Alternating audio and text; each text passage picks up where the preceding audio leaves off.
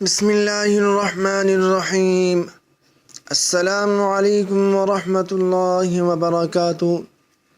On line teacher کی جانب سے آپ سب دوستوں کو خوش آمدید۔ میرے دوستو، میں آج آپ کو یہ بتانا چاہتا ہوں کہ وہ لوگ جو بڑھاپے کی وجہ سے روزے پر قادر نہیں ہیں یا وہ ہمیشہ کسی نہ کسی مرض میں مبتلا رہتے ہیں اور وہ روزہ نہیں رکھ سکتے تو انہیں کیا کرنا چاہیے۔